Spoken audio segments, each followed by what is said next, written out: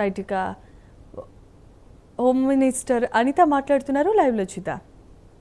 ఒక ఆఫీసు సెటప్లు కానీ ఇవన్నీ కూడా చూస్తూ ఉంటే ఇది కదా ఆంధ్రప్రదేశ్ భవిష్యత్తు అంటే, ఇది కదా ఎన్డీఏ కూటమి గవర్నమెంట్ మీద ప్రజలకున్న విశ్వాసాన్ని మేము అందరం కూడా నిలబెట్టుకుంటున్నామంటే, అంటే ఇలాంటి ఎస్టాబ్లిష్మెంట్ అన్నీ ఉన్న చోట తిరిగి అతను బుద్ధి లేకుండా మావిగాన్ అని పేరు చెప్పి మళ్ళీ ఇంకొక కన్ఫ్యూషన్కి తెరలేపటం.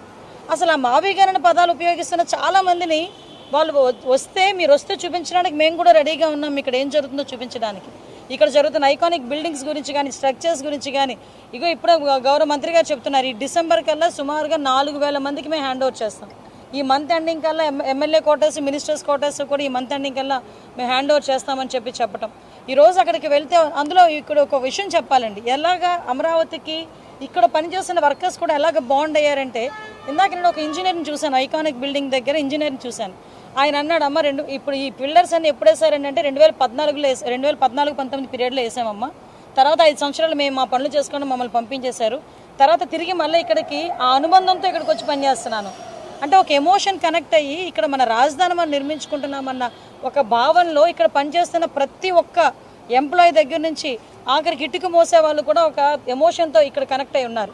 ఇలాంటి ఎమోషన్ అన్నింటినీ కూడా పక్కకు పెట్టేసి ఈరోజు ఇక్కడ రైతుల ఎమోషన్ కనిపిస్తుంది, మహిళా రైతుల ఎమోషన్ కనిపిస్తుంది, ఇక్కడ పనిచేస్తున్న వర్కర్స్ ఎమోషన్ కనిపిస్తుంది, ఇంజనీర్ల ఎమోషన్ కనిపిస్తుంది, ఒక పక్క వర్కర్ ఐఏఎస్ ఆఫీసర్లు, ఐపీఎస్ ఆఫీసర్లు, మినిస్టర్స్, ప్రజాప్రతినిధులు అందరూ కూడా ఈరోజు రాష్ట్ర ప్రజలు అందరూ కూడా యాక్సెప్ట్ చేసిన అమరావతిది. ఇటువంటి అమరావతిలో జరుగుతున్న ఎన్నో కార్యక్రమాలను చూడాల్సిన బాధ్యత కూడా ఉంది. నేను మావిగాన్ అని మాట్లాడుతున్న ఆ పెద్ద మనుషులకి కూడా, పెద్ద మనుషులు అనే కన్నా అండ్ వాళ్ళకి కూడా కనీసం ఇంగితం లేని వ్యక్తులకి కూడా చెప్తున్నా, ఈరోజు వాళ్ళు ఒక్కసారి వచ్చి చూడండి ఇక్కడ ఏం జరుగుతుందో. ఎప్పుడు చూడు ఇందులోని ఏది ఎతుకుదామా అన్నది చూసే మనుషులే తప్పించి ఇక్కడికి వచ్చి పాజిటివ్గా చూస్తే ఇక్కడ ఇంత అమరావతి ఇంత ఎస్టాబ్లిష్మెంట్ కనిపిస్తుందా అన్న సంగతి కూడా తెలుస్తుంది. ఈరోజు ఏం మంచి పని చేసినా అందులోని ఏ లోపాలున్నా ఎతికే పరిస్థితిలో వాళ్ళు ఉన్నారు తప్పించి ఈరోజు చాలా క్లియర్గా ప్రజలకి మేము పనిచేయాలని చిత్తశుద్ధితో పనిచేస్తున్నాం.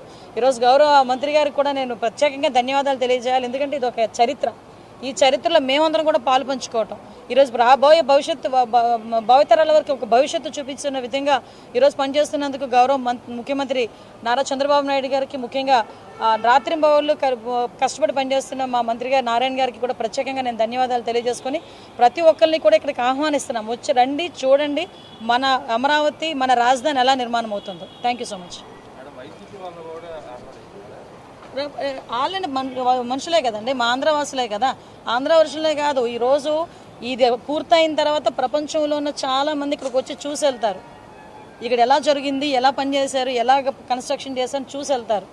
అటువంటి ఐకానిక్ సిటీ ఇది మేము మళ్ళీ చెప్తున్నాను. సైబరాబాద్ నిర్మించిన గౌరవ ముఖ్యమంత్రి చంద్రబాబు నాయుడు గారి చేతుల మీదుగా మళ్ళీ నిర్మింపబోతున్న అమరావతి. ఎమ్మెల్యే ఎమ్మెల్సీ వాళ్ళు వచ్చి కూర్చుంటామంటే ఇవ్వమండి, వాళ్ళు అసెంబ్లీకి వస్తానంటే రాకుండా రావద్దంటున్నా రమ్మని అంటున్నాం కదా, వాళ్ళు రావడం మానేస్తున్నారు.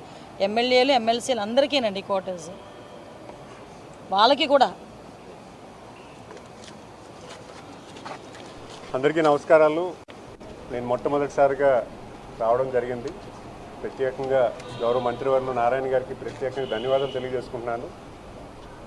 నేను గత 10 సంవత్సరాలుగా అమరావతి నిర్మాణం అనేది చాలాసార్లు మనం చూసుకోవడం జరిగింది. నేను క్యాబినెట్లో కూడా దీని గురించి ప్రస్తావించినప్పుడు అనేక అంశాలు ఇక్కడ ప్రస్తావించడం జరిగింది. అడ్మినిస్ట్రేషన్ బ్లాక్ అని ఒక ఏరియా అంతా కూడా అడ్మినిస్ట్రేషన్ పెట్టడం, అలాగే క్వాంటమ్ ఎడ్యుకేషన్ వ్యాలీ అని కొంత పెట్టడం, అలాగే మెడికల్ సైడ్ ఒక కొంత బ్లాక్ పెట్టడం, అలాగే క్వాంటమ్ వ్యాలీకి కొంత బ్లాక్ పెట్టడం, ఒక వరల్డ్ క్లాస్ సిటీ నిర్మాణానికి ఏ రకంగా ప్లాన్ చేశారనేది ప్రత్యక్షంగా నేను డిస్క్లోజ్గా చూడడం జరిగింది. ఈరోజు ప్రత్యక్షంగా నేను ప్రతి బిల్డింగ్ కూడా విజిట్ చేయడం జరిగింది. ప్రధానంగా ఉన్నటువంటి సెక్రటరియట్ బిల్డింగ్, అలాగే అసెంబ్లీ బిల్డింగు, అలాగే ఉన్నటువంటి ఎమ్మెల్యే క్వార్టర్సు, అలాగే ఐఏఎస్ క్వార్టర్స్ ఏవైతే ఉన్నాయో అవన్నీ కూడా కొంచెం వ్యక్తిగతంగా వెళ్ళడం చూడడం జరిగింది.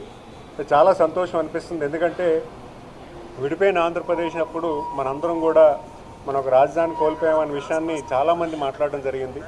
గౌరవ ముఖ్యమంత్రి గారు చాలా దూరదృష్టితో మన ఆంధ్రప్రదేశ్ ప్రజానీకానికి గర్వంగా చెప్పుకున్నటువంటి రాజధాని నిర్మించాలని, రాష్ట్రానికి భారం లేకుండా, రాష్ట్ర బడ్జెట్కి ఎటువంటి భారం లేకుండా రైతుల దగ్గర మెప్పించి రైతులందరినీ కన్విన్స్ చేసి 29 గ్రామాలు వికెట్ చేయించి 33,000 ఎకరాలని భూమిని ఎక్వైర్ చేసి రాజధాని నిర్మాణానికి కూడా స్పెషల్గా బడ్జెట్ తీసుకొచ్చి రాష్ట్ర బడ్జెట్కి ఒక్క రూపాయి కూడా భారం లేకుండా రాజధాని నిర్మాణం కావాల్సినటువంటి బడ్జెట్ కూడా ఒక స్పెషలైజ్డ్ పద్ధతులు తీసుకొచ్చి ప్రపంచంలో కూడా ఏ దేశంలో కూడా ఇలాంటి ఒక రాజధాని నిర్మాణం కొత్తగా పెట్టడం అనేది సరికొత్త ఆలోచన. అది నేనైతే చాలా ఆనందంగా ఉంది. ఎందుకంటే ఆయన దూరదృష్టి 10 సంవత్సరాల ముందే ఇదంతా కూడా ఆలోచన చేసి కార్యరూపం చేయడం జరిగింది.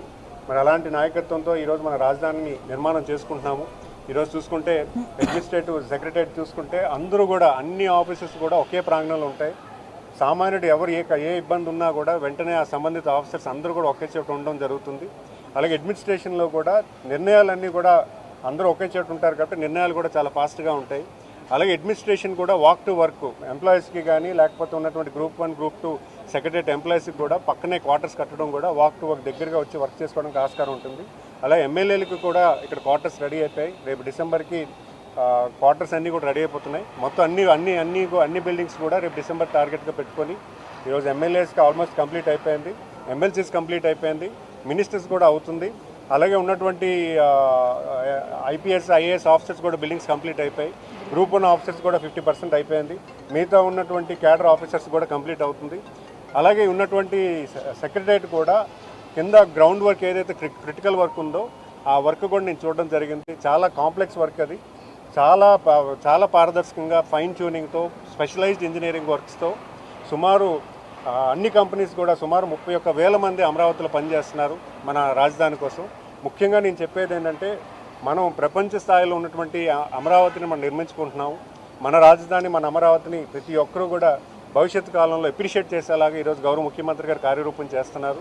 మరి నేను చాలా సంతోషంగా ఉంది. ఎందుకంటే మనం ఎప్పుడూ కూడా ఒక రాజధాని కోల్పోయామన్న బాధ అందరిలో ఉంటుంది, ప్రతి ఒక్క పౌరుడిలో కూడా ఉంటుంది. ఈరోజు నాకైతే చాలా గర్వంగా ఉంది. ఇలాంటి రాజధానిని నిర్మాణం చేసుకుంటున్నాము. ఖచ్చితంగా భవిష్యత్తులో భావితరాలకు ఒక మంచి భవిష్యత్తు ఉండేలాగా కార్యరూపం జరుగుతున్న విషయాన్ని ప్రస్తావిస్తూ మరి ప్రత్యేకంగా గౌరవ మంత్రివర్యులు నారాయణ గారికి ప్రత్యేక అభినందనలు తెలియజేసుకుంటున్నాను. ఎందుకంటే ఆర్నిస్లు కూడా ఈరోజు మార్నింగ్ 8 నుంచి 10:30 వరకు కూడా మాకు డీటెయిల్ ఎక్స్ప్లెనేషన్ చేయడం జరిగింది. అలాగే ఆయన చేసినటువంటి ప్రతి అంశాన్ని కూడా ఈరోజు ఆయనకి నోటీస్లో ఉండి దాన్ని పూర్తి స్థాయిలో కార్యరూపం చేస్తున్నారు. ప్రత్యేకంగా ధన్యవాదాలు తెలియజేసుకుంటూ మరి ప్రతిపక్ష నాయకులు ఎన్ని మాట్లాడినా మన అభివృద్ధి వాళ్ళ మాటలు కట్టడి చేస్తుంది. ప్రజలందరూ కూడా దీన్ని గమనిస్తున్నారు. వాళ్ళు చెప్పే ప్రతి మాటకి కూడా ఈరోజు అమరావతి సమాధానం అవుతుందన్న విషయాన్ని ప్రస్తావిస్తున్నారు. Thank you.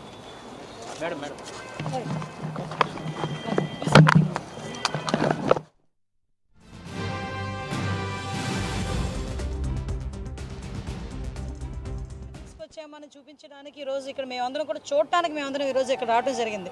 ఇక్కడికి వచ్చినంత వరకు కూడా ఇంత ఎస్టాబ్లిష్మెంట్లు జరుగుతున్నాయని సంగతి తెలుసు, కానీ మేము కూడా చూడాలి అని గౌరవ మంత్రి గారు నారాయణ గారు మమ్మల్ని ఇక్కడ తీసుకురావడమే కాదు 10 మందికి మనం తెలియజెప్పాలి ఇక్కడ మనం జరుగుతున్న పరిణామాలు కానీ జరుగుతున్న అభివృద్ధి కానీ. ఎందుకు ఈ మాట చెప్తున్నామంటే ఇప్పుడే నేను మా నారాయణ గారు మా సోదరులు కొండపల్లి శ్రీనివాస్ గారు మేము అందరం కూడా వచ్చేటప్పుడు సరే మనం చూడడంతో పాటు ప్రజలు చూడాలి, ముఖ్యంగా రాబోయే తరం వాళ్ళు కూడా చూడాలి. ఎందుకంటే ఇక్కడ జరగబోయే కార్యక్రమాలు కూడా చూస్తుంటే ఒక ఐకానిక్ బిల్డింగ్స్ కానీ ఒక అసెంబ్లీ బిల్డింగ్ కానీ ఈరోజు ఇక్కడ మనం ఉన్నాం ఎమ్మెల్యే క్వార్టర్స్ కానీ ఒక మినిస్టర్స్ క్వార్టర్స్ కానీ